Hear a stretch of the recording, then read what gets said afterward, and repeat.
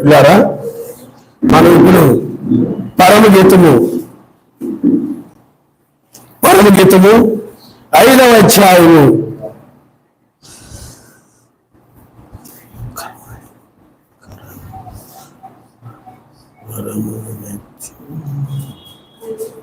14వ వచనం మనం చదువుకుందాం. 5వ అధ్యాయం 14వ వచనం.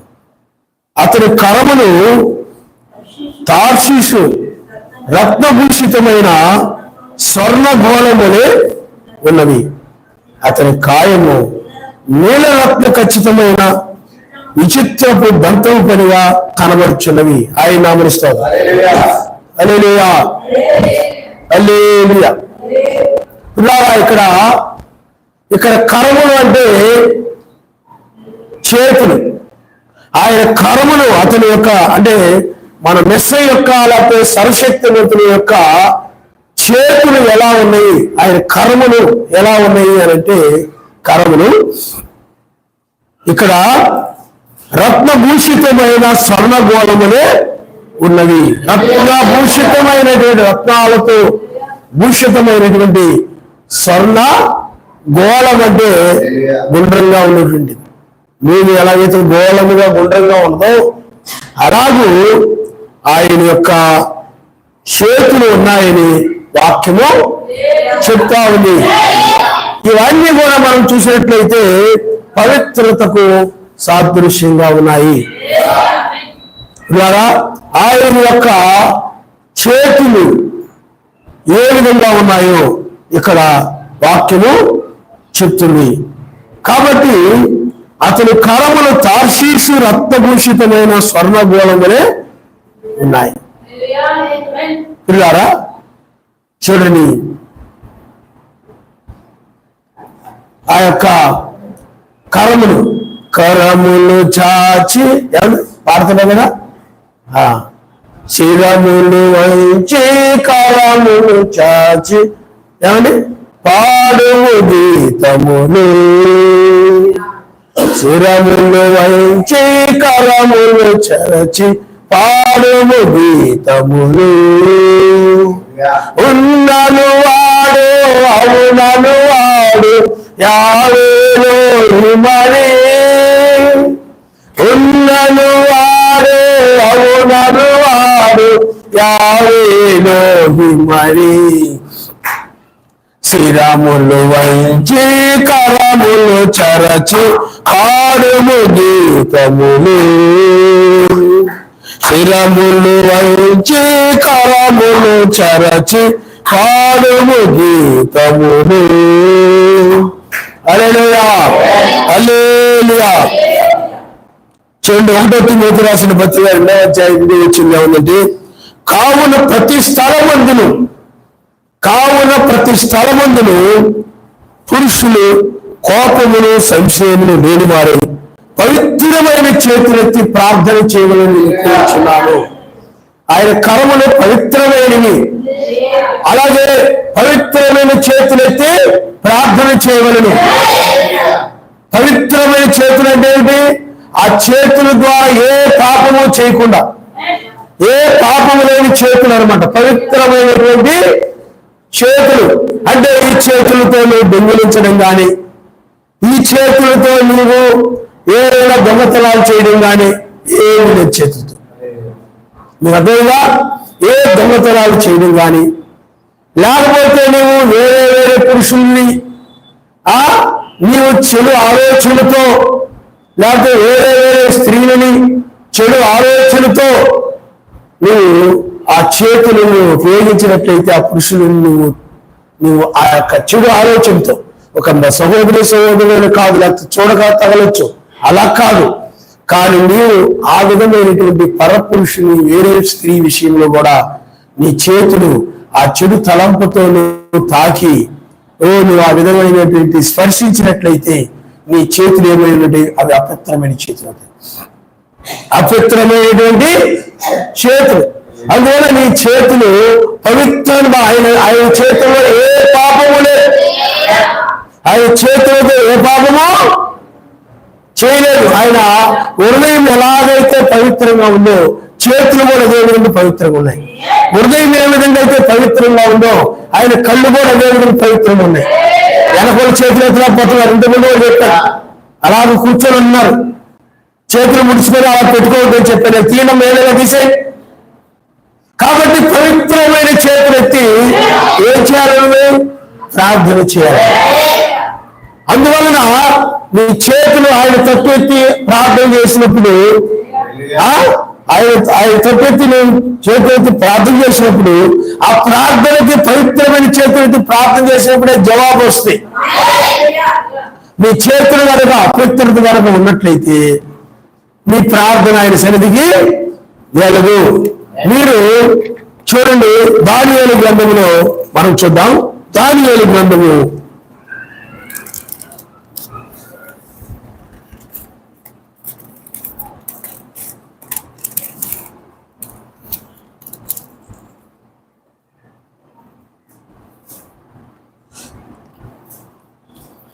6వ దానియేలు గ్రంథము 6వ అధ్యాయము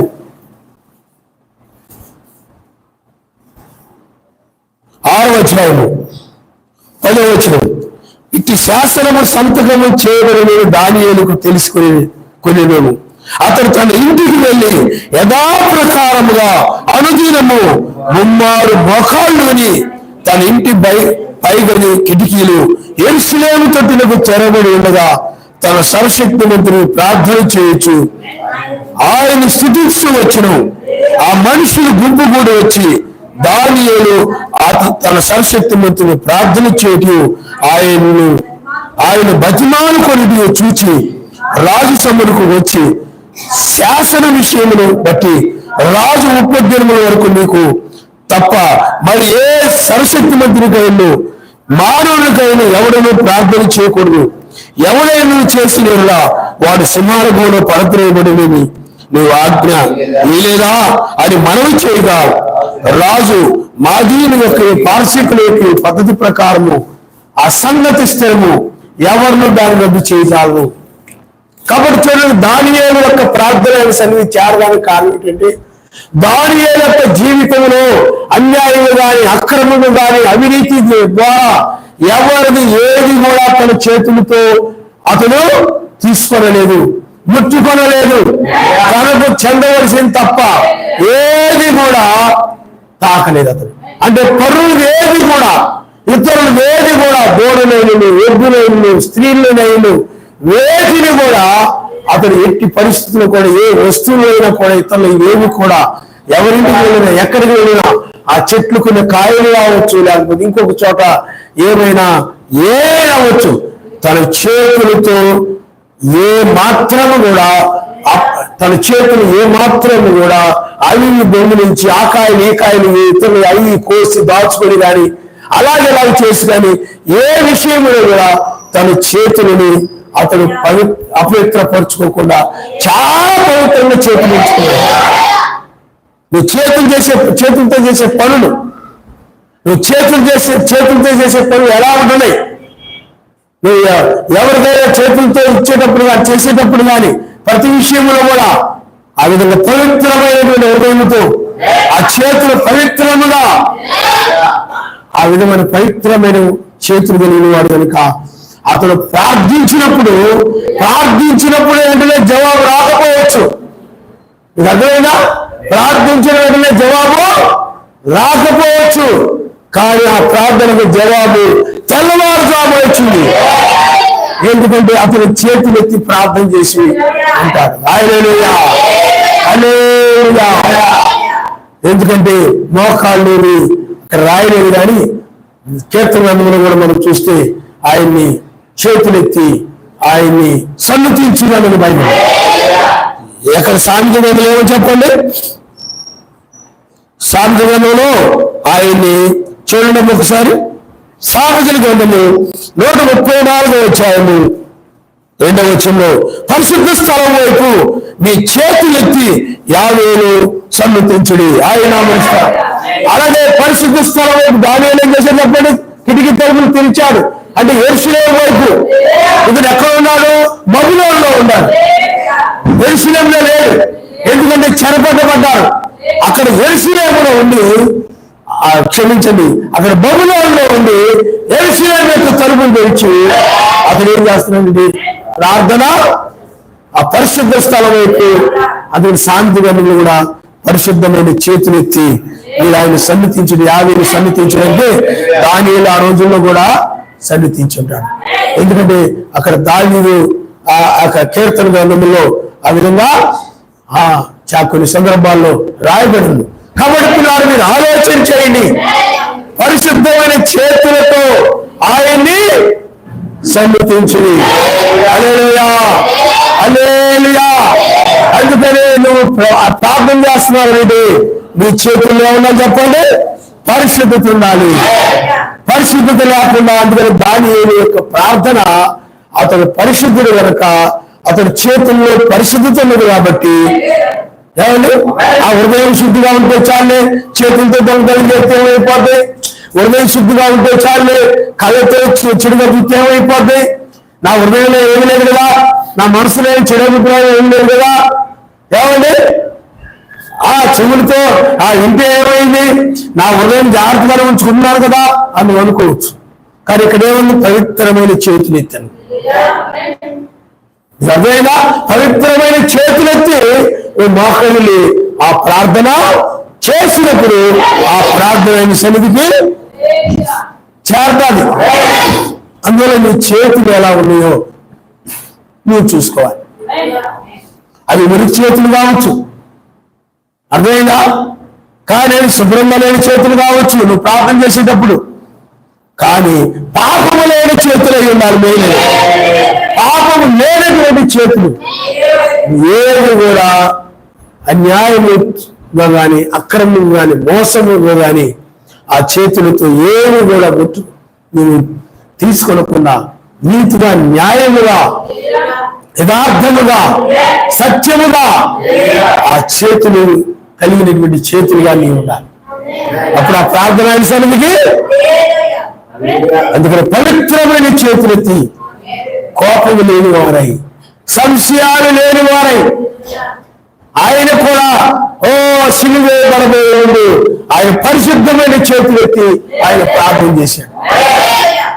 ఆ ప్రార్థనకు అప్పుడు ఫలితం రాకపోవచ్చు, ఆయన నిరాశపడలేదు. చూడండి, ప్రార్థన చేస్తూ ఉన్నారు. ఆ ప్రార్థన చేస్తూ పరిస్థితులను మారిపోవాలి కదా. మనం అనుకుంటాం కొన్నిసార్లు ప్రార్థన చేస్తూ ఉన్నారండి, ప్రార్థన చేస్తుంటే నాకు మేలేం జరగలేదు, కీడే వచ్చేసింది అంటారు. దానియేలు కూడా అదే పరిస్థితి. ప్రార్థన చేశాడు, ఏమొచ్చింది చెప్పండి? తీసుకుని వెళ్ళి సింహాలు గోల పడేశాడు.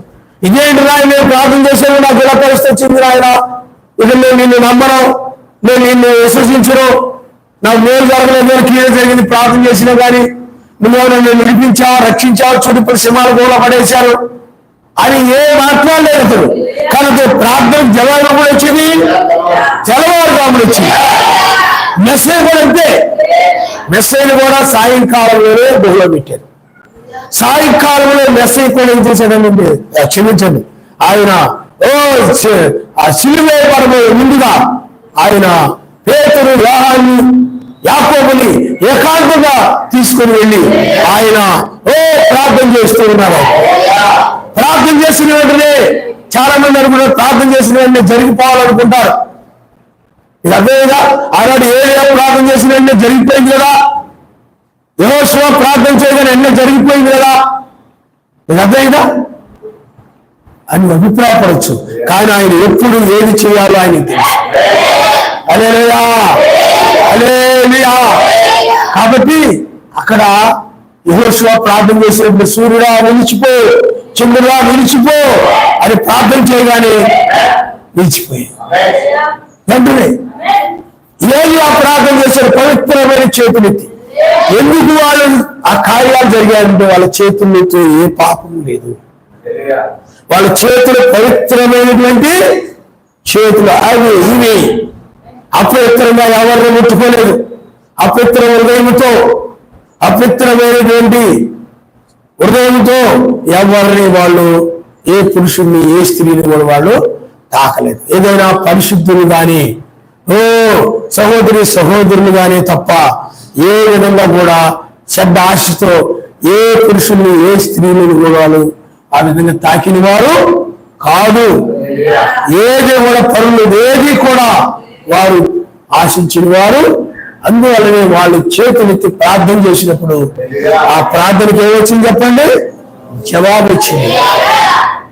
జవాబు ఆ ఏలియా ప్రార్థన చేయగానే అగ్ని వచ్చి ఆ మాంస ముక్కలు ఏం చేసింది చెప్పండి? కాల్చేసింది. అగ్ని వచ్చి ఏం చేసింది? కాల్చేసింది. మొత్తం అయిపోయింది. సర్వశక్తిమంతుడు ఏలియా, సర్వశక్తిమంతుడే. ఏలియా ఆరాధించి సర్వశక్తిమంతుడే, నిజమైన సర్వశక్తిమంతుడే వీధులు చేరబడింది. అందుకనే కోపమును సంశయమును లేని వారై. చూడండి పిల్లారా, అక్కడ దానియేలు ప్రార్థన చేస్తూ ఉన్నప్పుడు చూడండి తన మీద ఒక చెడ్డ శాస్త్రాన్ని పుట్టించారు. ఎవరైతే యొక్క రాజుకు తప్ప ఇంకా ఎవరికి ఏ విధమైన ప్రార్థన చేయకూడదు అని ఒక శాస్త్రాన్ని పుట్టించినప్పుడు ఆ శాస్త్రాన్ని బట్టి దానియేలు ఏమి కోప్పడలేదు. నీకు ఆయన దానియేలు వ్యతిరేకంగా ఆ రూల్స్ వచ్చాయి. దానియేలు సేవించే సర్వశక్తిమంతుని ఆరాధించని కూడా చేయడానికి, ప్రార్థించని కూడా చేయడానికి రకరకాల రూల్స్ వచ్చినప్పుడు కూడా దానియేలు వాళ్ళ మీద ఏ విధమైన కోపం పెట్టుకోకుండా, ఇంకా ఏ విధమైన సంశయాలంటే ఏ విధమైన అనుమానాలు కూడా లేకుండా మనం ప్రార్థన చేస్తే ఆయన సహాయం చేస్తాడన్న విశ్వాసంతో ప్రార్థన చేశాడు. జవాబు తెల్లవారుజామున వచ్చింది. సింహాలు గోలబడేసినప్పుడే సింహాలు నోరు మూయబడ్డాయి. మరి సింహాలు నోరు మూసాయంటే ప్రార్థనకి జవాబు వచ్చిందా లేదా? మరి సింహాలలో కంటే కూడా సింహాలు నోరు మూయగలిగిన శక్తిమంతుడు రుజువు చేసుకున్నాడా లేదా? తెల్లవారుజామున రాజు వచ్చాడు, మన పైకి తీయబడ్డాడా లేదా? పవిత్రమైన చేతులతో ప్రార్థన చేయాలి. ఆనాడు చేయగలిగినాడు, ఈనాడు కూడా చేయగలడు. కానీ చేతులు పవిత్రత ఉండాలి. కోపమును సంశయమును లేని వారి ప్రార్థన. ఆయన కరమును చూడండి, ఏమన్నా రత్నభూషితములతోను ఏమండి స్వర్ణ గోళముగా, అంటే విలువైనవి అన్నమాట. నీ చేతులు కూడా అలా ఉండాలి. పవిత్రమైన చేతులు అంత విలువైన. అలాగే మెస్సేజ్ కూడా ప్రార్థన చేసినప్పుడు ఏమొచ్చాయి?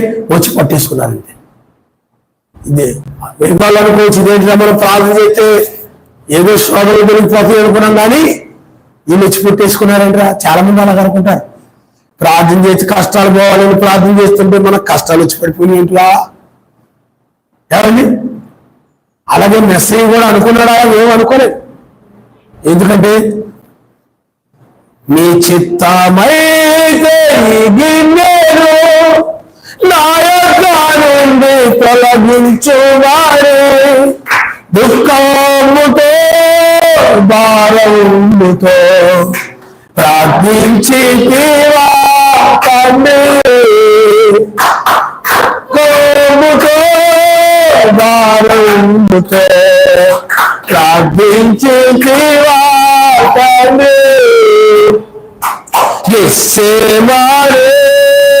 కోటలో ప్రార్థింపానే ప్రీతివా,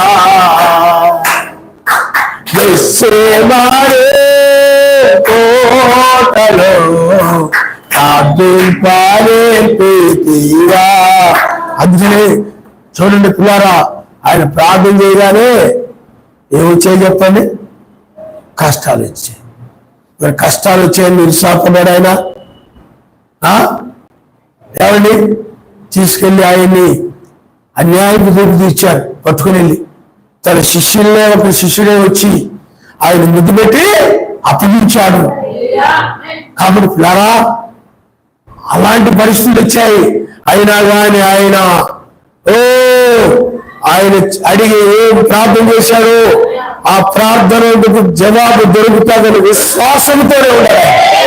సంశయాలు లేవు. అలాగే ఆయన ప్రార్థన చేసుకునేటప్పుడు కూడా యూదుల మీద కానీ, లేకపోతే ఇస్కరియోతు యోధా మీద కానీ, లేకపోతే ఇజ్రాయేల్ మీద కానీ ఎవరి మీద ఎలాంటి కోపములు కూడా ఆయనకు లేవు. ఏ కోపములు వాళ్ళ మీద లేకుండానే, ఎలాంటి సందేహములు లేకుండా ఆయన విశ్వాసంతో మనకు ఎలా ప్రార్థన చేయాలో నేర్పాడు. ఆ విధంగా ప్రార్థన చేశాడు. ఆ ప్రార్థన చేసినప్పుడు అప్పుడు వెంటనే జవాబు రాకపోవచ్చు. కానీ పిల్లారా తర్వాత ఏమని చెప్పండి, ముళ్ళ కిరీటం పెట్టారు, కొండ దెబ్బలతో కొట్టారు, తీసుకెళ్ళి గొల్గొతా కొండ మీద ఆయన సిలువ వేశారు, ప్రక్కలో బలితో పొడిచేశారు, చివరికి సమాధులు పెట్టారు. కానీ ఆయన 3వ దినాన తెల్లవారుజామున ఆయన తిరిగి లేచారు. ఆయన హల్లెలూయా.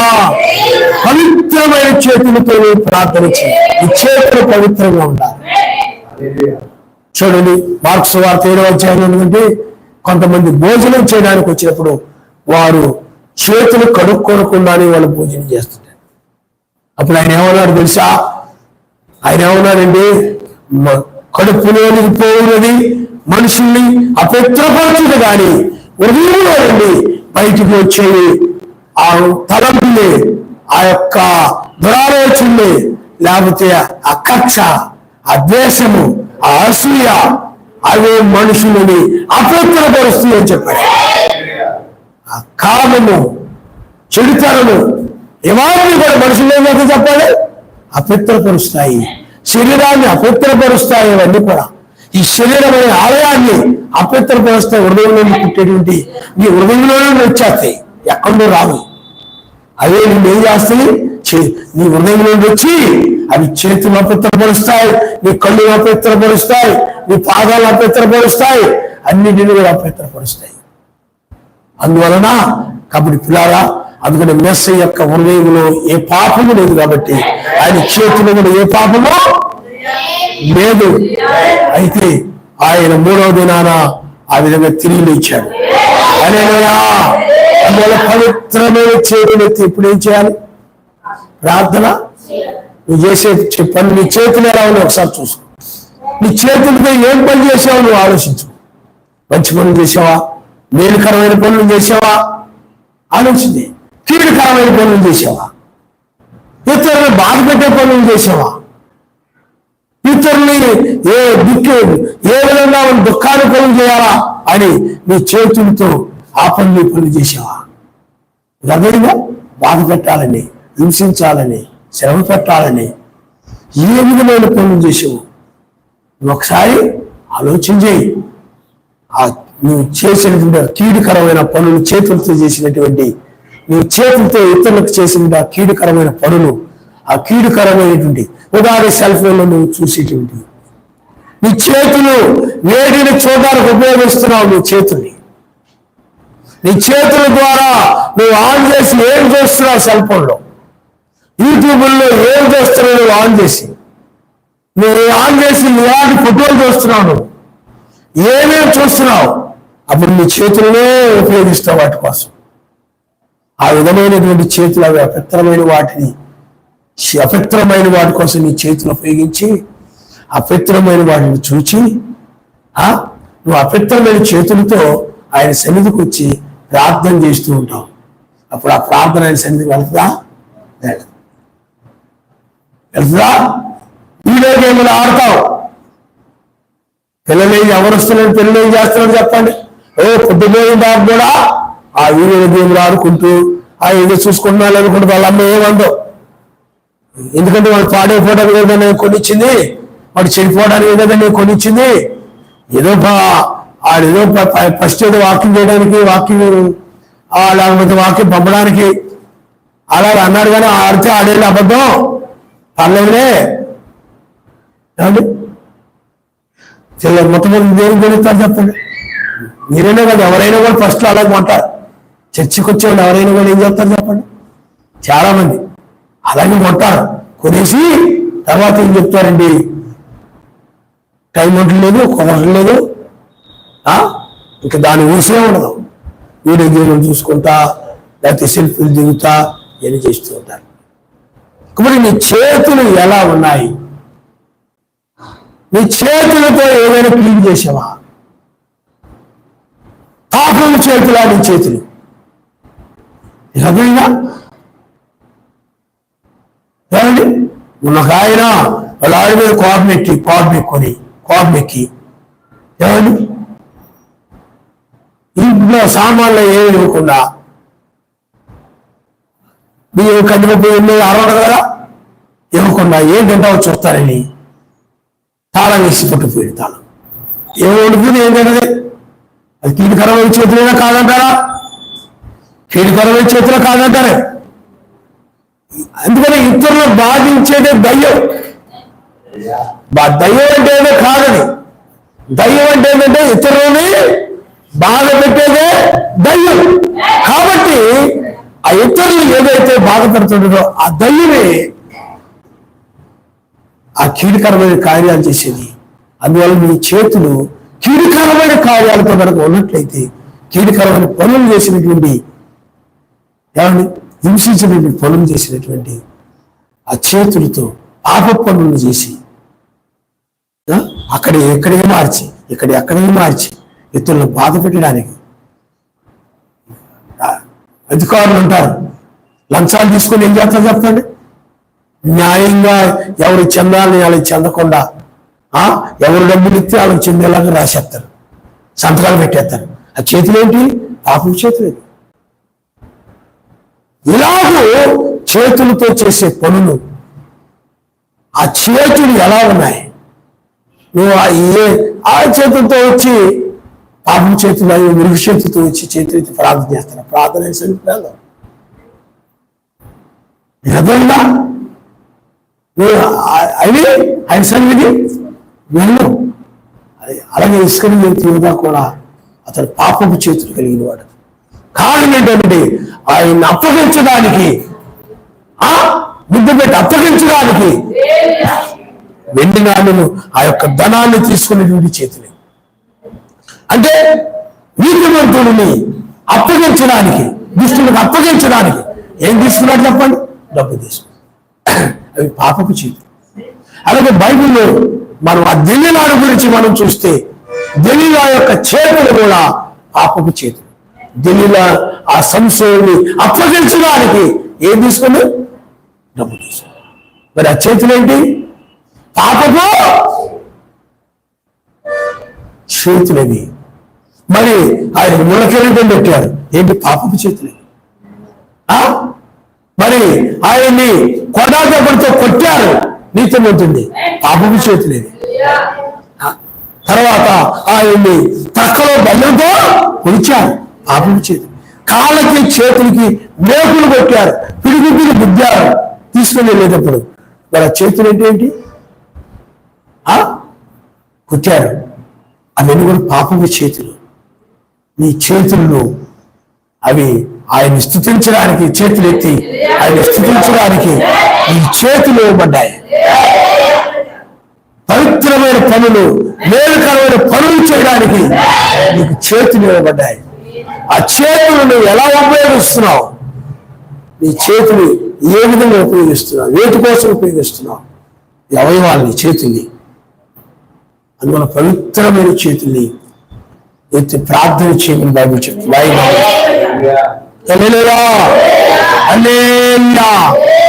చేతులెత్తి నువ్వు ప్రార్థన చేయాలి. కొంతమంది అసలు చేతులెత్తి ప్రార్థన చేయరు. తర్వాత చూడండి, అలాగే నెహెమ్యా గ్రంథము 8వ అధ్యాయము 6వ వచనంలో ఎజ్రా మహాసరస్వతి మంత్రి యావేను స్తుతింపగా జనులందరూ తమ చేతులెత్తి ఆమెను పలుకుచు నేలకు ముఖమును వంచుకొని యావేను నమస్కరించారు. సరస్వతి మంత్రులు స్తుతించగా వాళ్ళందరూ ఏం చేశారంట? పవిత్రమైన చేతులెత్తి వాళ్ళు చేతులెత్తి ఏం చేశారు? వాళ్ళు చేతులెత్తి తమ చేతులెత్తి ఆమేన్ ఆమేన్ అన్నారు. చేతులు ముడుచుకొని లేదు, చేతులు ముడుచుకొని ఇలా చూడడం లేదు. వాళ్ళు మర్చిపోయి ఆమెను చెప్పాలని మర్చిపోయి కూర్చొని ఉంటారు కొంతమంది. జ్ఞాపకం చేయాలి, వాళ్ళకి గుర్తు చేస్తే కాదు అప్పుడు కానీ వాళ్ళు అలాగే లేరు. సరస్వతి మంత్రి యావేను స్తుతించగానే వాళ్ళు ఏం చేశారంటే పిల్లలు యావేను స్తుతింపగా, ఎజ్రా మహాసరస్వతి మంత్రి యావేను స్తుతింపగా అందరూ చేతులెత్తి, చెవులందరూ అంట, అందరూ అంటే ఏ ఒక్కరు కూడా చేతులు ఎత్తకుండా లేరు. అందరూ చేతులు స్థుతించారు. కానీ కొంతమంది మనం చూస్తుంటే వాక్యం చెప్పారు, కొంతమంది చేతులు ముడుచుకొని కూర్చుంటారు, కొంతమంది చెప్తూ ఉంటారు. అక్కడ అలా లేదు. మా ఆవిడ చెప్తుంది నేను ఎత్తక్కర్లేదు, చేతులు చెప్పక్కర్లేదు. మా అక్క చెప్తుంది కదా నేనెందుకు, లేదా మా చెల్లి చెప్తుంది కదా నేనెందుకులే, లేదా మా అమ్మాయి చెప్తుంది కదా, ఎవరెవరు చెప్తున్నారు కదా అనుకుంటున్నారో లేకపోతే ఏంటో తెలియదు. కానీ ఆ విధంగా చేతులు ఎత్తకుండా కూర్చొని ఉంటారు కొంతమంది. కానీ అక్కడ కనపడలేదండి, బయలు పట్టుకొని ఉన్నాం కదా, ఎక్కడ కూర్చొని మాకు అని ఇంకొక కొంతమంది అలా కూర్చొని ఉంటారు. కొంతమంది చేతులకి చెప్పడం ఆమెను అనగా అలా జరుగుతుంది కాక. ఎప్పుడైతే చేతులెత్తి ఆమెను చెప్పవో నువ్వు దాన్ని కోల్పోయినట్టే, పొందుకోకుండా వెళ్ళిపోతావు. ఆమెను చెప్పిన వారే ఏ వర్తమానం అయితే ఉంటారో వర్తమానం పొందుకొని వెళ్ళిపోతారు. వాక్యం గుర్తుంటలేదండి, మొత్తుగా ఉంటుందండి, జ్ఞాపకం ఉంటలేదండి, వింటున్నారే కానీ ఆమె దాని ప్రకారం నడవలేకపోతున్నాడండి. ఇక్కడ చేతులెత్తి ఆమెను చెప్పకపోవడం అని. ఎప్పుడైతే ఆమెను చెప్తావో ఆ ప్రతి మాట నీ జీవితంలో అలా ఆయన ఆత్మ జరిగిస్తాడు, పరిశుద్ధాత్మకు జరిగిస్తాడు. ప్రార్థన చేశాక ఆమె ఎందుకంటారు చెప్పండి, అలా జరుగు, మనం అడిగిన ప్రకారం జరుగును కాక అని అర్థం. అలాగే ఆ వాక్యాల గురించి మనం చెప్పినప్పుడు ఆమెను చెప్తున్నామండి, అలా జరుగును కాక, ఆ చేతులు మేలుకరంగా ఉండును కాక ఆమెని చెప్పడం. ఆ చేతులు ముడుచుకొని కూర్చున్నాం అనుకోండి, చేతులు ఏదో పట్టుకొని కూర్చోవడం, ముడుచుకొని కూర్చున్నాం అనుకోండి, నీ జీవితంలో జాగ్రత్త. ఎందుకు నువ్వు ఆమెను చెప్పలేదు కదా, అది జరుగును కాక అని ఏకీభించలేదు కదా. మరి ఏకీభించారు వాళ్ళందరూ కూడా. యజ్రా సర్వశక్తిని తెలుస్తుంది కానీ అందరూ తమ చేతులు ఎత్తేసి ఆమేన్ ఆమేన్ ఆమేన్ అని చెప్పారు. వాళ్ళు గతంగా అలాగో చేతులు పెట్టి కూర్చొని చూస్తూ లేరు. వాళ్ళు ఆమెను చెప్పడం చేతులు తామెను చెప్పడానికి సిగ్గుపడకూడదు. వాళ్ళు ఏమనుకుంటారు వీళ్ళు ఏమనుకుంటారు అని సిగ్గుపడి అలా కూర్చొని మనం నువ్వు వాక్యాన్ని నమ్మాలి.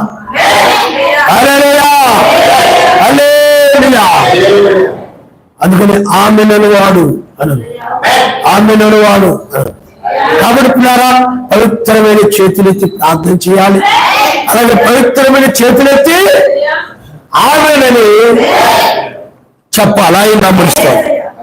హల్లెలూయా హల్లెలూయా. కాబట్టి పవిత్రమైన చేతులు ఎత్తకుండా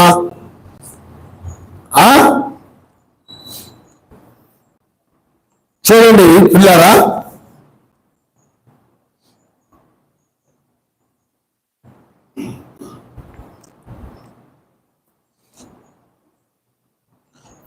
ప్రకటన ఏమందు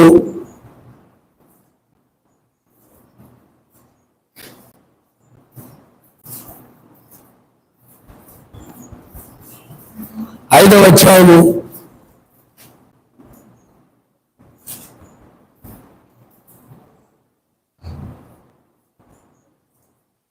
14వ వచనం.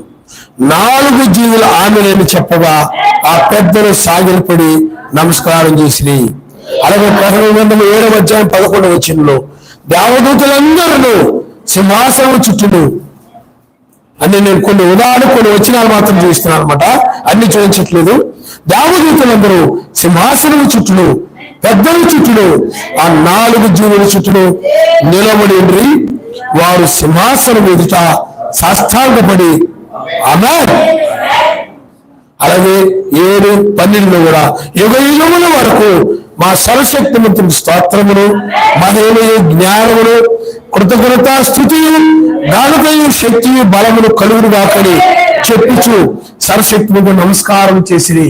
ఆమేన్ అని అక్కడ ఆమేన్ అనే మాట అక్కడ ఉపయోగించబడింది. కాబట్టి పిల్లారా, అందువలన నీ చేతులు ఏ విధంగా ఉన్నాయి, నువ్వు ప్రార్థన చేసేటప్పుడు నీ చేతులతో ఏ విధమైనగా ప్రార్థన చేస్తున్నావు, నీ చేతులు పవిత్రమైన చేతులుగా ఉన్నాయా నువ్వు ఆలోచించేయాలి. ఏదో కొంత చూడండి, బైబిల్లో మనం చూస్తే అన్నమయ్య సత్యరాల యొక్క చేతులు అదైనా బైబిల్లో మీరు చూడండి, అపోస్తలుల కార్యము అందరూ పవిత్రమైన చేతులు కలిగి ఉన్నారు. కానీ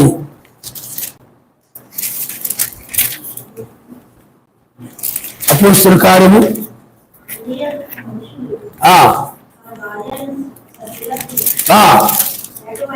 ఏకమై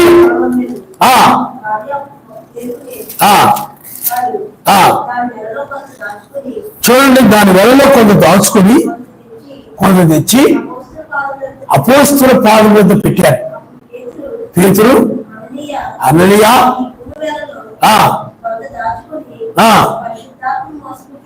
చూసారా, చేతులతో ఏం చేశారు చెప్పండి? మోసం చేశారు. ఆ చేతులు ఏమయ్యాయి? అపవిత్రమైన చేతులు అయిపోయాయి. కొన్నిసార్లు మీరు ఎక్కడికైనా ఏదైనా పనికి వెళ్ళిపోయి అనుకోండి, ఎవరన్నా పనికి వెళ్ళిపోయి వెళ్ళిపోయింది అనుకోండి, అరగరో చెప్పడం ఏమి పట్టుకుపోతారు చేతితో. ఏమైపోతుంది? అక్కడ వాళ్ళు ఏం చేశారంటే దాచుకున్నారంట వాళ్ళ కోసం. మిగతా వాళ్ళు అలా చేయలేదు. మిగతా వాళ్ళకి ఏం చేశారు చెప్పండి? ఈ సమస్తాన్ని తీసుకొచ్చి అపోస్తలుల పాదం పెట్టినప్పుడు ఎవరెవరైతే అక్కర్లో ఉన్నారో వాళ్ళకు పెట్టారు. ఎవరు ఏ అక్కర్లో ఉన్నారో వారు వారి అక్కర కొలది పంచిపెట్టారు బైబిల్లో. కానీ వీళ్ళు ఏం చేశారంటే దాచుకున్నారు. నువ్వు కూడా అంతా మీటింగ్స్ అయిపోయినాయి అనుకోండి, మీలో కొంతమంది లేకపోతే కొన్ని చోట్ల కానీ మీటింగ్స్ జరిగినప్పుడు అడిగి చేస్తారు చెప్పండి, ఓ అక్కడలో ఉన్న వాళ్ళు అవసరతలో ఉన్నారు అంటారు. ఏం ఆలోచన చేయరు. చేయకుండానే వాళ్ళ మట్టుకు వాళ్ళు దాచుకుంటారు. ఓ మంచిగా ఏదో ఉందనుకోండి, రోజు చికెన్ చెప్తున్నాను కదా చాలాసార్లు, ఏదైనా వర్తమానికుడికి వండాల్సింది ఎంతవరకు వండాలి అంతవరకు వండాలి.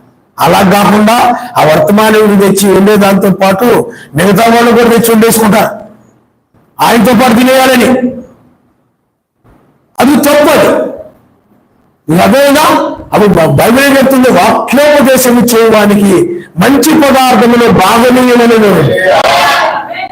ఇప్పుడు నువ్వు మంచి పదార్థం నువ్వు వండుకొని వర్తమానికి వండేసి అప్పుడు నువ్వు అక్కడ ఉపదేశకుని నువ్వు మంచి పదార్థంతో చేసింది అక్కడ నువ్వు ఉపదేశించే వారికి వాక్యం వినే వారికి. అందుకని ఒక సరస్వక్తిని వెక్కిరిస్తున్నావు అన్నది. ఏం చేస్తున్నావని చెప్పండి? వెక్కిరిస్తున్నావు అన్నది. ఆయన వెక్కిరిము నువ్వు ఏ విత్తుతావో అదే కోసుకుంటావు అన్నది. ప్రవక్తలు చేర్చుకునేవారు ప్రవక్త ఫలాన్ని పొందుతారు. అలాగే నీతిమంతులు చేర్చుకునేవారు ప్రతిఫలాన్ని పొందుతారు. కానీ ఇద్దరికి ఒకటే చేసావు అనుకో, ఆయన ఎక్కిరించినట్లు లెక్క అయిపోతుంది. వాక్యోపదేశం చేసేవారికి వాక్యము వినేవారికి నువ్వు ఒకే విధంగా చేయకూడదు. ఆ విధంగా నువ్వు చేసినట్లయితే నీ చేతులు అపవిత్రం అయిపోతాయి. అలాగే ఆ విధంగా చేస్తారు కొంతమంది, పట్టుకుపోవడానికి బాగుంటుందని. ఇంటికి పట్టుకుపోవడానికి ఏం చేస్తారు చెప్పండి? పాస్టర్ గారికి కొంచెం వేసి అంత దండ కదా, ఆయన ఒక పావు కేజీ తింటాడు అనుకోండి, ఎందుకు కేజీ తెచ్చేద్దాం, కేజీ తెచ్చేస్తే మిగిలిపోతే మనం పట్టుకుపోవచ్చు. అలాంటి ఆలోచనతో చేయకూడదు. ఆ విధంగా చేసి నువ్వు పట్టుకుపోకూడదు. నీ చేతులు అపవిత్రం అయిపోతాయి. అలాగే ఎవరు అక్కర్లో ఉన్నారో చూడకుండా నీ మటుకు చక్కగా తీసుకుని దాచుకొని ఆడగలికుండా ఎలగలికుండా గిన్నెలో కిందకి వెళ్ళిపోయి మెల్లగా గిన్నె పెట్టేసుకుని ఎక్కడ సడుతున్నారు వాళ్ళ కింద వెనుకని దాసేసి అలా ఇలా నువ్వు పుట్టుకోకూడదు. అలాగే నువ్వు ఎక్కడ పనులకి వెళ్ళినా కానీ ఏదో పని చేస్తే మిగిలిపోతాయి. మిగిలిపోతే వాళ్ళకి ఓనర్ ఏదో తెలియకుండా ఎక్కడో దాచేసి ఏం మిగలేదండి అయిపోయిందని చెప్పి మరి మీద తెచ్చేసుకుంటాను కొన్నిసార్లు. ఇవన్నీ పాప పనులు అంటారు.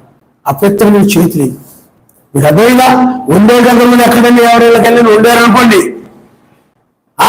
ఇంకొంచెం ఎక్కువ వండేసి పట్టుకుపోవడానికి వాళ్ళ గురించి కూడా ఆలోచించుకొని కొంచెం ఎక్కువ వండేసుకుని అది ఎక్కడ చోట దాచేసుకుని ఓనర్లు తెలియకుండా, లేకపోతే వాళ్ళు లోపలికి వెళ్ళిపో పైకి వెళ్ళిపోయి తీసుకొచ్చి బండి లోపల పెట్టేసుకుని ఇన్ని చేసుకునే వాళ్ళు ఉన్నారు కొంతమంది.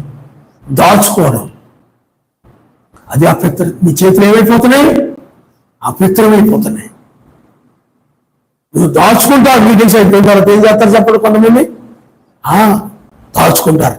అక్క ఇది నీకే, చెల్లిది నీకే, బావ ఇది నీకో, తమ్ముడిది నీకు ఇదిగో, వదిలా నీకు ఇదిగో, బాబాయ్ నీకు ఇదిగో, పెద్దనారా నీకు ఇదిగో, చిన్నారా నీకు ఇదిగో, మీరు అదేనా, లేకపోతే సిస్టర్ ఇదిగో, లేకపోతే బ్రదర్ ఇదిగో. అలాగేలాగా మనము ఏదో నీకోసం నువ్వు దాచుకుని అరణ్య సభ్యురాల్లాగా నువ్వు చేయకూడదు. అరేనయ్యా, కొంత దాచుకుని ఏం చేసే చెప్పండి, కొంత తీసుకొచ్చాను. నువ్వు కూడా చేస్తా చెప్పండి, కొంత దాచుకొని కొంత తెచ్చేస్తున్నాను. ఎవరైనా ఏదైనా అమ్మ పలానా సిస్టర్గా ఉండే పలానా పాస్టర్గా ఉన్నా నేను ఇచ్చాను కొన్ని ముందు వాళ్ళు కొంతమంది, దాంట్లో ఎవరైనా ఇచ్చారంటే పాస్టర్ గారికి ఇవ్వడి, దాంట్లో కొంత దాచుకుని పాస్టర్ గారు అంత ఏం తినలే, అంత అవసరం ఉండదులే అని దాచుకుని కొంత తెచ్చి పాస్టర్ గారికి ఇస్తారు.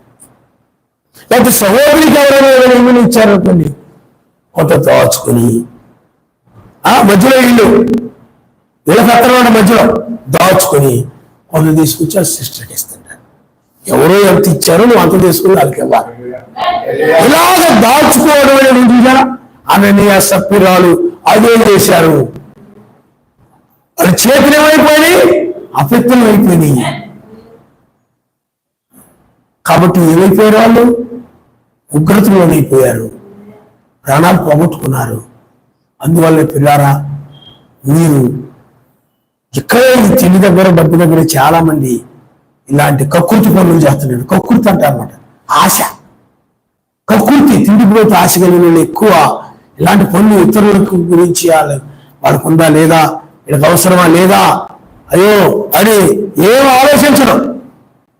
ఇది ఇక్కడ దగ్గరలో ఉన్నారు పాప, వీళ్ళకి అవసరమేమో, ఇది దూరంలో ఉన్నారు వీళ్ళకి అవసరమేమో, వీళ్ళకి మనము చేస్తే బాగుంది, మనం లేకపోయినా పర్వాలేదు, మనం ఏదైనా చేసుకుంటాం, పాపం వీళ్ళు అవసరంలో ఉన్నారు వాళ్ళు చేయాలి, వారు అక్కర్లు ఎవరికి ఉన్నాయో, ఇలా వీళ్ళు కొంచెం అనాథలుగా ఉన్నారు పాపం, లేకపోతే వీళ్ళకి భర్త లేడు, లేకపోతే ఇంకొకరు, లేకపోతే పిల్లలు లేరు, లేకపోతే ఇంకొకరు లేరు, వాళ్ళకేదో ఇస్తే బాగుంటుంది, బాగుండదు మనకి అని ఆలోచన లేడు. ఎవరికి అక్కరో వాళ్ళకి అవసరం, వాళ్ళు ఏం వండుకుంటారు ఇంటికి వెళ్ళి పాపం ఏదో చేద్దాం అని అనుకోరు, లేకపోతే వాళ్ళకి కొంచెం వండి పెడదాం పాపం మళ్ళీ అలాగ అనుకోరు. ఎవరి గురించి ఏం ఆలోచించుకోలేదు అననీయ సప్పిరాలు. వాళ్ళ గురించి వాళ్ళు ఆలోచించుకొని, వాళ్ళ కుటుంబాల గురించి వాళ్ళు ఆలోచించుకొని, లేకపోతే వాళ్ళ స్నేహితుల గురించి వాళ్ళు ఆలోచించుకొని, వాళ్ళ బంధువుల గురించి వాళ్ళు ఆలోచించుకొని, లేకపోతే వాళ్ళ సహోదరుల గురించి వాళ్ళు ఆలోచించుకొని, ఈ విధంగా సర్దుకునే టైపులో ఉంటే అది పాపికి చేతులు అన్నమాట. అవి అపవిత్రమైన చేతులని, కక్కుర్తి. ఆ విధమైనటువంటిది నీవు ఉండకూడదు, అది పరిపూర్ణంగా నువ్వు చేయాలి. ఏదైనా మిగతా వాళ్ళందరూ ఏం చేశారు చెప్పండి, తమ చేతులతో వాళ్ళు ఏది కలిగి ఉన్నారు దాన్ని తీసుకొచ్చి కొంతేమి వాళ్ళు దాచుకోలేదు. హల్లెలూయా. అందువల్ల నువ్వు చేతులెత్తి ప్రార్థన చేసేటప్పుడు ఆ ప్రార్థన ఏది ఉండాలి, పాపం లేని చేతులతో ప్రార్థన చేయాలి. ఆ చేతుల్లో ఆమెను చెప్పాలి, పాపం లేని చేతులు. కయ్యూలు ఉన్నాడు, తన చేతులు ఏముంది, పాపం ఉంది. ఏం చేశాడు ఆ పాపం చేతులతో? ఆ చేతులతో ఏం చేశాడు? ఎందుకు పాపం చేతులు అయ్యాయి? 7 ఏళ్ళు చంపాడు అతడు. తన చేతులతో ఒక వ్యక్తిని చంపేశాడు. తన చేతులు ఏమని, పాపపు చేతులేని. అలాగే యోసేపు చూసినట్లయితే తన చేతులు ఏం చేసుకున్నాడు, పవిత్రంగా ఉంచుకున్నాడు. తన చేతులు ఏం చేసుకున్నాడు, పవిత్రంగా. ఆ స్త్రీ అతను పట్టుకున్నప్పుడు అతడు ఆమె చెడ్డ ఆలోచనతో పట్టుకున్నాడు కాబట్టి ఆ చెందును అక్కడే వదిలేసి పారిపోయాడు. అందుకని యేసేపు ప్రార్థన ఆయన వినేవాడు. హల్లెలూయా. ప్రార్థనను చేస్తున్నామని నీ చేతులు ఎలా ఉన్నాయి, ఆయన చేతిలోకి, ఆయన చేతులు. ఇది పెద్ద పాపమే ఉందిలే, పెద్ద తప్పే ఉందిలే. మరి యేసేపుని వాళ్ళు ఏం చేశారు, వాళ్ళ చేతులు పాపపు చేతులు వాడే. ఎందుకంటే యేసేపుని గోతులకు తోసేసారు. తమ చేతులతో తన సహోదరుడికే వాళ్ళు కీడు చేసేవాడు. అంతేకాదు తమ చేతులతో ఐగుప్తునికి అతన్ని అమ్మేసి వాళ్ళు ఆ విధంగా చేతులతో ఆ పనులు చేశారు. నా చేతులు బాగానే ఉన్నాయి కదా అనుకోవచ్చు. ఆ విధంగా వాళ్ళు కీడు చేశారు, కీడుకరమైన కార్యాలు వాళ్ళు చేశారు. అందుకనే యూదులు ఎలా చేశారు, ఈ సహోదరులు కూడా అదే విధంగా చేశారు. అందువల్ల నీవు చేసే పనులు, చేతులతో చేసే పనులు ఏ విధంగా ఉంటున్నాయి? ఎవరినో ఆ చేతితో నువ్వు తోసేస్తున్నావేమో, నీ చేతులతో నువ్వు ఆ చేతులతో నీ సహోదరి తోసేస్తున్నావేమో, తునీకరిస్తున్నావేమో. నువ్వు ఎక్కడికి వచ్చింది? ఆ విధంగా చేతులు నువ్వు అపవిత్రపరుచుకుంటున్నావేమో. నీ చేతులు ఎలా ఉండాలి? పవిత్రంగా. నీ చేతులతో చేసేవి, నువ్వు వండేవి కానీ, నువ్వు పెట్టేటప్పుడు కానీ, నువ్వు చేసేటప్పుడు కానీ ఎవరికి ఏ విధంగా, సేవకుడు సంబంధించిన విధంగా, వాక్యం వినేవారికి వినే సంబంధంగా నీ చేతులు ఆ విధంగా పవిత్రంగా ఉండాలి. ఇతరులు చేసేటప్పుడు ఏ విధంగా ఉండాలి చెప్పండి? బైబిల్లో కొన్నేళ్ళు ఉన్నాడు, ధర్మకార్యాలు చేశాడు. అతను ధర్మకార్యాలు చేసిన చేతులవి అర్థమైనా? అతను ప్రార్థించినప్పుడు అతను ప్రార్థన ఎక్కడికి వెళ్ళి నీ సరస్వతికి నీ చేతులు అందుకని పుచ్చుకోవడం కంటే ఇచ్చుడు కంటే తనకు బయట ధర్మ కార్యాలు చేశాడు. అవసరమైన వాళ్ళకి ధర్మం చేయడం మంచిదే, కానీ ఆ ప్రార్థన అలాంటి మంచి పనులు చేశాడు కాబట్టి నీ చేతితో మంచి పనులు చేస్తే నీ ప్రార్థన సంగతి వాళ్ళకి తగ్గిపోతుంది. పవిత్రమైన చేతులకు ప్రార్థన చేయని, అపవిత్రమైన చేతితో గంట తరబడి చేతులు ప్రార్థన చేసినా ఆయన సన్నిధికి వెళ్ళదు.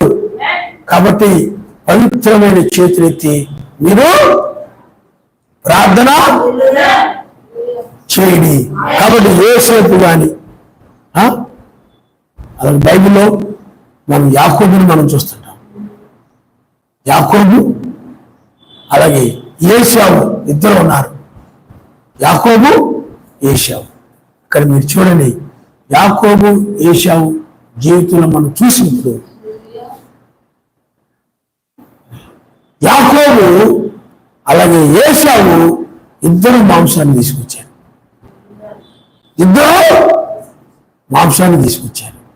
ఇక్కడ మీరు గమనించండి, వాళ్ళు చేతులతో యాకోబుకి వాళ్ళ అమ్మగారు సాయం చేశారు అనుకున్నాం. అవునా? ఎంతో కష్టపడి ప్రయాసపడి అడవికి వెళ్ళి ప్రయాసపడి శ్రమపడి తీసుకొచ్చాడు. ఇక్కడ ఈ విధంగా చేశాడు. కానీ పిల్లారా మీరు గమనించండి, ఇద్దరు చేశారు. అయితే బైబిల్ చెప్తుంది, యాకోబుని నేను ప్రేమించి తిని ఏశావుని నేను ద్వేషించి తిన్నాను. యాకోబుని నేను ప్రేమించి తిని ఏశావుని నేను ద్వేషించి తిని అన్నాడు. అయితే ఇక్కడ ఆశీర్వాదం ఎవరి మీదకి వచ్చినప్పుడు యాకోబు మీదకే వచ్చింది. ఎందుకు వచ్చిందనంటే యాకోబు అసలు గర్భములో ఉన్నప్పుడే ఈ పరలోక సంబంధమైన వాటి కోసం ప్రాకులాడుతున్నాడు అనమాట. అది ఆసక్తిని గమనించాడు ఆయన, ఆసక్తిని గమనించాడు. ఏశావును అంత ఆసక్తి లేదు, ప్రాణం అసలు దాని ఇప్పుడు కూడా తిండి మీద వాటి మీద వీటి మీద ఆసక్తి ఉండేది తప్ప అద్దెనానా లేదా? మొన్న కావాలంటుంది, నేను తినని తిండంటూ లేదండి. ఎన్ని రకాలైతే ఉంటాయో అన్ని రకాలుగా నేను వండుకొని తిన్నాను. ఏది చూస్తే దాన్ని వండుకొని నేను తినేశాను. నువ్వు చెడిపోతుంది, నీకు 4 కన్నీ రుచులు కావాలి. ఇవాళ తినేసి వానాకాలం గాండ్రగప్పలా తయారైపోతాడు. అర్థమైంది నీకు? వానాకాలం గాండ్రగప్పలు ఏమైపోతాయి? నువ్వు ఎందుకంటానంటే తినడం తప్పంటే తిండిపోతారు మంచిది కాదంట. అన్ని రకాల తిండి తినాలా, టేస్ట్ చేయాలని కావాలని అవి కొనపుచ్చుకుని వండుకుని తినేటివి, కావాలని కొనపుచ్చుకుని వండుకుని తినేటివి. అదే ధ్యాస, అదే ఆలోచన, అదే వాళ్ళే తిండిపోతారంట అన్నమాట. అంతేగాని ఆకలేసినప్పుడు తినేటువంటి వారు తిండిపోతులు కారు. కానీ వీళ్ళది ఎప్పుడు ఆకలితో ఈ ఏశావు పరిస్థితి గదైనా అడవిలో తిరుగుతూ వేటాడుతూ ఉండేవాడు అనమాట. ఇప్పుడు చూసిన వేట వేలాడుతూ ఉండేవాడు, ఇంటి పక్కన ఉండేవాడు కాదు. ఎప్పుడు అడవిలో ఏం చేశాడు చెప్పండి, తిరుగుతూ ఉండేవాడు.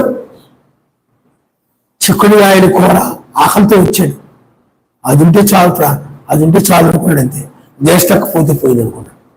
ఈ రోజు కూడా చాలా మంది అలా ఉంటారు, పరలోకం పోతే పోయింది, తిండి ఉంటే చాలు. గానులకు వానాకాలం కప్పలు ఉంటాయి, వర్షాలు పడకపోతే కర్ర కట్టేసి వాటిని, ఆ కప్పలను కర్ర కట్టేసి మా చిరుతనంలో వాటికి వ్యాపకములు కొన్ని కట్టి పాటలు పాడుతూ ఉండేవారు. అలాగనే వర్షం పడతాయి. ఇలాంటి వాళ్ళు కట్టాలి ఆ కర్రలకి. ఇక అర్థమైందా? సరిపోతే అప్పుడు ఇంకా బాగా వర్షాలు పడతాయి, ఇంకా బాగా. ఎందుకంటే వాళ్ళు సిగ్గు రావాలని ఇలా బాగా చెప్తున్నాడు. తిండి మీద అస్తమాలు మనసు ఉండేవాడు. తిండి మీద కాదు, యాకోబులాగా ఇవ్వడానికి చెప్పండి. నీకు ఎప్పుడు కూడా పరలోక ఆశీర్వాదం మీద వాటిని పొందుకోవాలనేటువంటి అదే నీ చేతులతో నువ్వు మంచిగా చేయాలి. హల్లెలూయా, హల్లెలూయా. నువ్వు పవిత్రమైన చేతులతో ప్రార్థన చేస్తే ఆ పరిశుద్ధుని దగ్గర నుండి పవిత్రమైన నీ చేతుల ద్వారా నువ్వు పొందుకుంటావు. నామనిస్తావు. యాకోబు అలాగే పొందుకున్నాడు. హల్లెలూయా. కాబట్టి నీ చేతులు ఎలా ఉన్నాయో నువ్వు చూసుకో, నీ చేతులు ఎలా ఉన్నాయో నువ్వు ఆలోచించుకో. నీ చేతులు ఎలా, మోషే చేతులు ఎలా ఉన్నాయి? మోషే చేతులు ఒకప్పుడు ఐగుప్తుని చంపేశాడు అతను, అవునా? ఏమైపోయాడు? అక్కడ నుండి అది పొరలోకి తెలిసిందని అక్కడ నుండి పారిపోయాడు. ఎందుకంటే తన బలము ద్వారా, తన శక్తి ద్వారా విడిపించాలనుకున్నాడు ఇశ్రాయేలుని ఐగుప్తు నుండి. కానీ అది తన బలము ద్వారా, తన శక్తి ద్వారా, తన జ్ఞానం ద్వారా కాదు, కానీ ఆయన ద్వారా. హల్లెలూయా, హల్లెలూయా. అలాగే బైబిల్లో మనం చూసినట్లయితే దావీదు ఉన్నాడు. దావీదు యొక్క చేతులు రక్తము మరకలైపోయి యుద్ధాలు చేసి దావీదు యొక్క చేతులు, అందువల్ల సర్వశక్తిమంతుడు అన్నాడు, దావీదు నువ్వు కాదు మందిరాన్ని కట్టేది, నీ చేతులు ఏమైపోయి, నీవు యుద్ధాలు చేసి, నువ్వు ఆ రాజ్యం మీద, ఈ రాజ్యం మీద, ఈ రాజ్యం మీద, ఆ రాజ్యం మీద యుద్ధానికి వెళ్ళి నువ్వు యుద్ధాలు చేసావు, నీ చేతులు అపవిత్రమైపోయింది. అంటే అపవిత్రమైపోయింది, క్షమించండి, రక్తము చేత ఉన్నాయి. ఇది అర్థమైందా? రక్తము చేత తడిచిపోయాడు నీ చేతులు. నువ్వు కాదు, నీ కుమ్మాడైనటువంటి సొలొమోను కాలంలో కట్టబడ్డాడు. హల్లెలూయా, హల్లెలూయా. సొలొమోను కాలంలో యుద్ధాలు లేవు. సొలొమోను కాలంలో ఆ మందిరము, సొలొమోను కాలంలో సొలొమోను చేత ఆ మందిరము కట్టబడింది. పవిత్రమైన చేతులెత్తి ప్రార్థన చేయండి అని వాక్యము చెప్తా ఉంది. కాబట్టి పిల్లారా, నీ చేతులు ఒకసారి చూసుకో. ప్రార్థన చేయబోయే ముందు ప్రతిసారి ఒకసారి పరిశీలన చేసుకో. నేను ఆమెను చెప్పేటప్పుడు ఈ చేతులు చూసుకో. ఆమెను చేతులు తినడానికే కాదు నీ చేతులు ఉపయోగించాలి. చేతులు తినడానికి చాలా స్పీడ్గా ఉపయోగిస్తారు, ఆకుండా. కానీ ఆమెను చెప్పడానికి మాత్రం చేతులు రావు చాలా మందికి. కానీ పవిత్రమైన చేతులు ఎత్తి మనం ఆమెను చెప్పాలి. అప్పుడే ఆయన మనం అడిగిన దాన్ని ఆయన అనుగ్రహిస్తాడు. ఆమెనంటే దాన్ని అనుగ్రహించిన ఆయన, అలాగే జరుగుని దాకా ఆయన ఎత్తబడతా ఉన్నాం అనుకున్న ఆమెను కానీ అలాగే జరుగుని దాకా. హల్లెలూయా. లోకం నాశనం అయిపోయి వీళ్ళైన పాలన రాబోతుందంటే ఆమెనంటాం. ఆమెది అలా జరుగుని దాకా మన ఆశని ఆమెను ద్వారా వ్యక్తపరుస్తుంటాం, ఆయన ఏకీవిస్తుంటాం అన్నమాట. పవిత్రమైన చేతిని చేయాలి. తల్ల వంచుకొని మనం ప్రార్థిస్తాం.